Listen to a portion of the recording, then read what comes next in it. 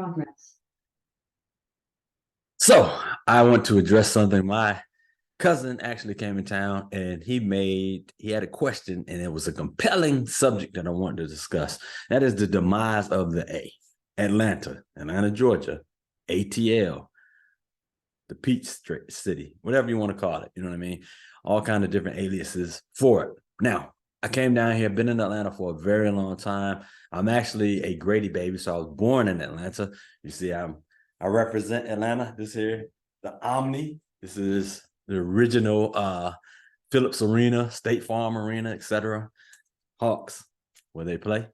But anyway, I want to speak about it. So I'm a Grady baby. Actually was born in Atlanta, so I can speak on it. I was raised in Virginia, but I was born in Atlanta, came back here for college, Morehouse College, graduated, etc. In the 90s, I saw what Atlanta had built up to that point. Let me really break it down. I was going to do this in the reel, but I have to really go in depth with this because there's a lot of layers to it. So my cousin Joe asked, hey, what's wrong with Atlanta? Like I've, heard so much stuff, so many things that are being said negatively about it.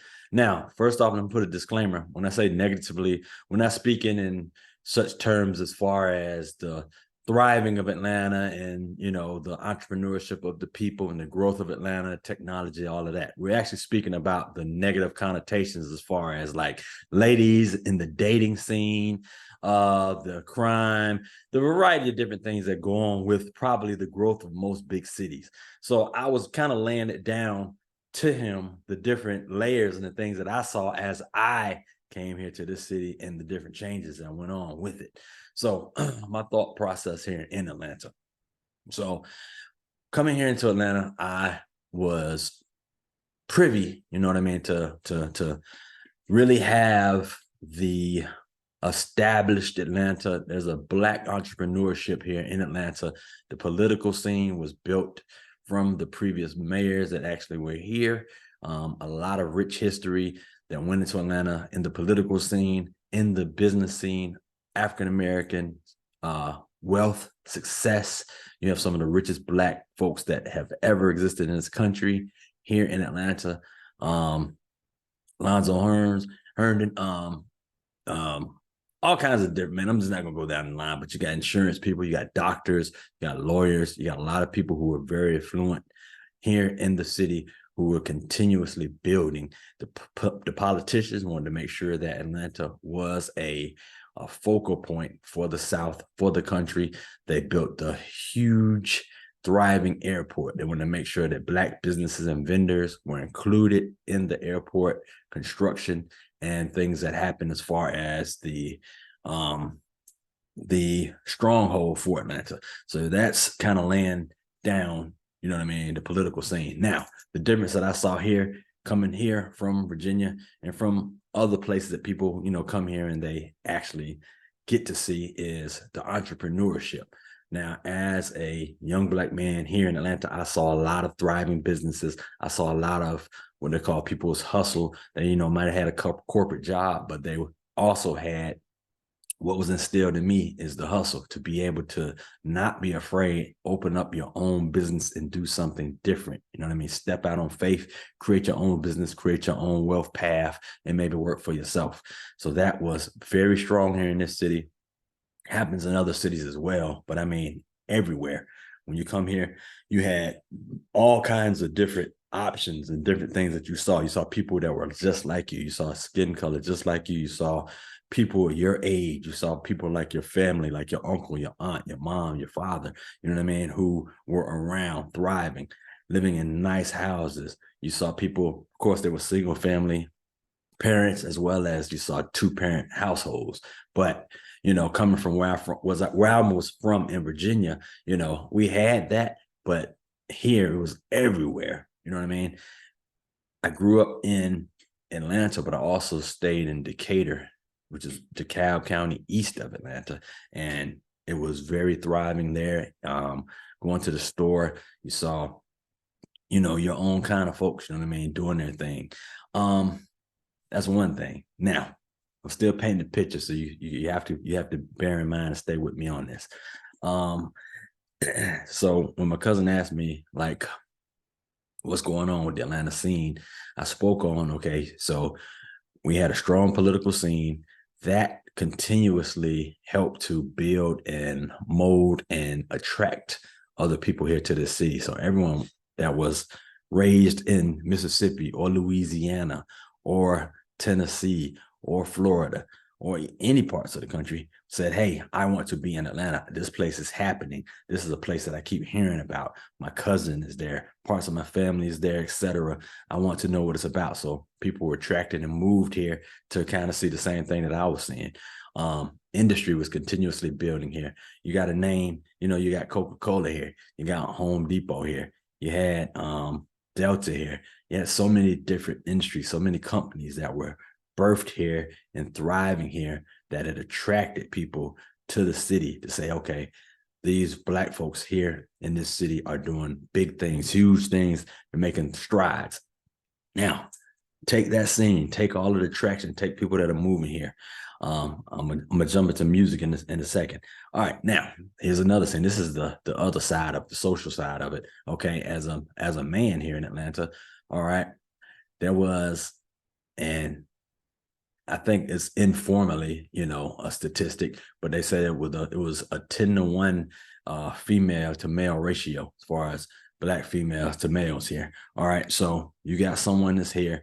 Everywhere you look, it was probably, I don't know, beautiful women all over the city, just going to the grocery store, going to church, going to the convenience store, going to the gas station, going to different clubs, going everywhere. So, the attraction for men here was very high. Now, take that into another picture. So now you have, all these ladies, but you might not have enough men to really go around. So you had things going on with men who had multiple partners. You got men who were married. You got men who were homosexual. You got men who was in jail. You got trifling men. You got educated men. You had your choices of men, but it was an inadequate number. So ladies were taking the men as they saw them. You know what I mean? Like, some of them didn't have the patience to really go and, dig for necessarily what they call a good man. And some men were trickery, with trickery and treacherous as far as they thought it was a good man. He's married, all kinds of different things that was going on. But that went on. Now, I'm painting the picture because Joe was asking me, what's the stigma on it? I'm still painting the picture. There's a lot of layers that go to this. So you got the music scene. I'm going to come back to that. You got the music scene, which is budding here in Atlanta. Started, especially on the urban scene, R&B. You had your SOS band. You had, all kinds of James Brown coming out of Augusta. You had all kinds of different groups that shaped and paved the music scene for Atlanta, which in turn started a slow hip hop scene. You know what I mean? You had the quote unquote booty shake music. That's all it was known for in Florida and Georgia at that time, but it continued to develop. So with the development, you had people who were key to the scene that were here. And you right now, if you're in Atlanta, you'll see the Southern and the Atlanta 50th year hip hop celebration, people who were key to being key players here in Atlanta. And there were people who were not necessarily in Atlanta, but came to Atlanta to help also build it, man. So let's go and let's talk about, you got your Jermaine Dupri's, you got your L.A. Reid and Babyface with LaFace Records. You got your Dallas Austins. You got the people who are already here. Your Big Oomp. You got your DJs, my man X. You got so many people who were continuously shaping and building the foundations of music. You got people who came from other areas who continuously spun records, the DJs, man. Al 88, you know what I mean? Random Talib Shabazz, who was bringing music from other areas here to Atlanta. So it was a lot of different things that were continuously building the music scene in Atlanta.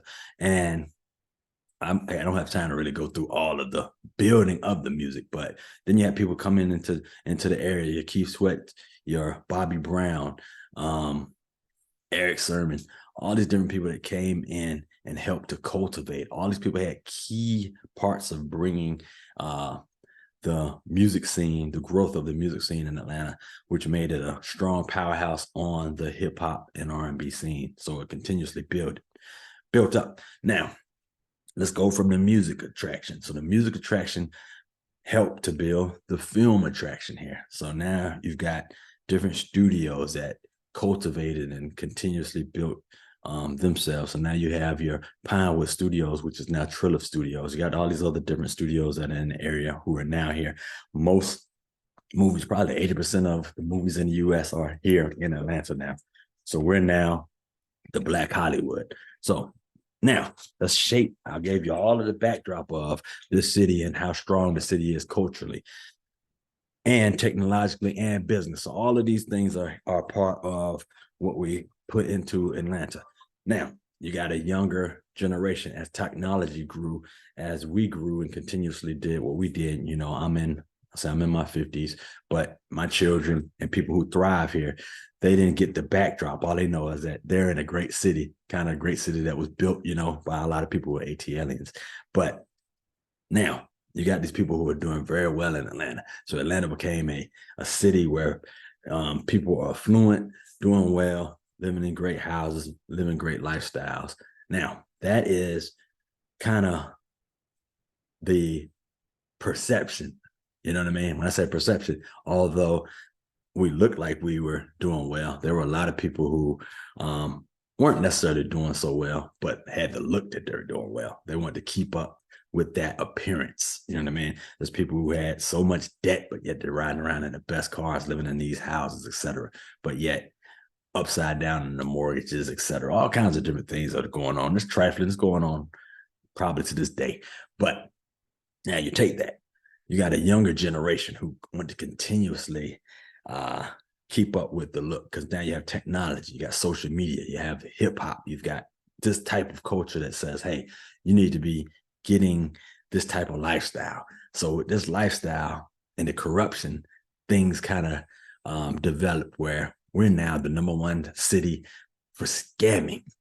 So now you have the young folks who are keeping up the appearance of this rich, affluent lifestyle here in Atlanta. I was telling my man, Joe, as I went to places like Saks Fifth Avenue, a very affluent department store in Atlanta, not Macy's, not Rich's. I'm sorry, Rich's is gone, bought by Macy's, not Macy's, not your Nordstrom, Dillard's, none of that stuff. Saks. So I went into Saks. There was a shirt, just a regular t-shirt, $700. Okay. I'm in this place. Everyone around me, 20s and 30s, you know, in the store, full of 20 and 30-year-olds. Now, I know these youngins aren't making the lifestyle and the income to do that. It's not my business how they're doing it, but I just know. So not just this store. I went to a 5-star hotel last year with my wife. That's all that was in the hotel. Hotel's $300 a night, you know. Again, 20 and 30-year-olds pulling up in Dodge Challengers, Chargers, what's the Corvette? One of the new ZL1 Corvettes, all kind of exotic cars pulling up. Go to some of the finest 5-star restaurants here in the city. They're there as well. Now, I'm going back, I'm thinking about the time when I'm in my 20s and 30s. I had to kind of build and get to where I'm at. Now, some people watching this at a younger age, like, oh, he's hating. Uncle up here hating, Uncle giving away this and this. No, I'm just dropping the facts. When people ask what is going on with our city, I'm dropping the knowledge, you know. I don't know how they're getting it. I'll just say we are scam capital.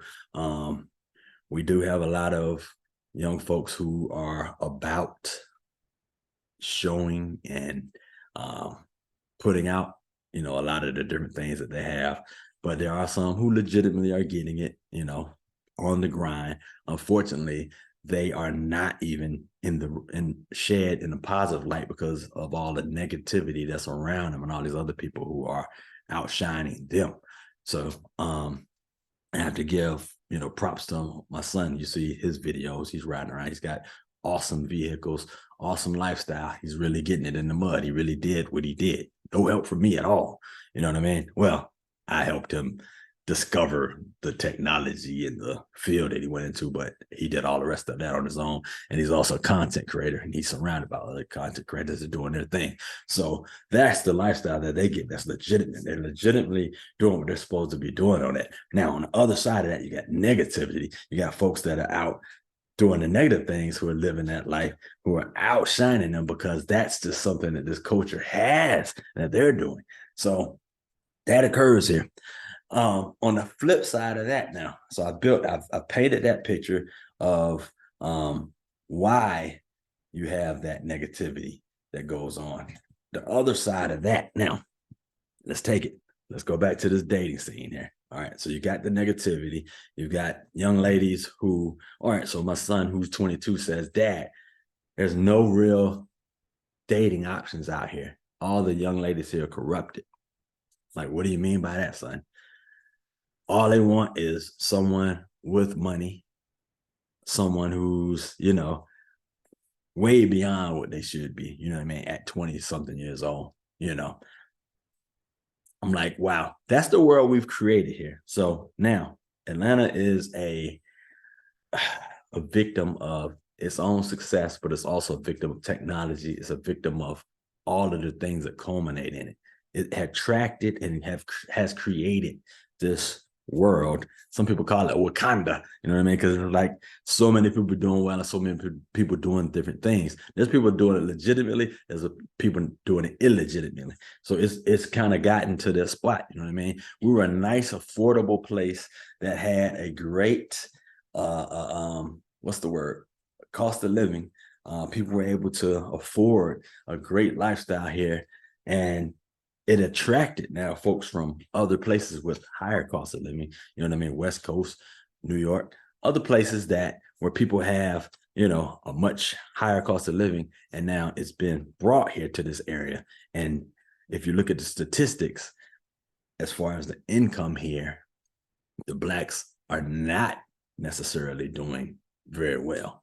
We're some of the lowest paid people outside of your Louisiana and Mississippi and places like that. The South just doesn't have the income level that other places have, you know what I mean? But yet we have some of the highest cost of living.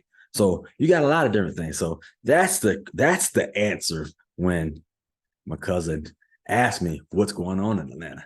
That's the painting that I did. That's how all of this got painted, you know what I mean? In a light. So I'm proud of the city that I'm in, but I'm also concerned of the direction. Thanks for kicking it with Kesey. Be sure to like, comment, share, subscribe, and turn on your notifications. Also found at the X Squad radio app.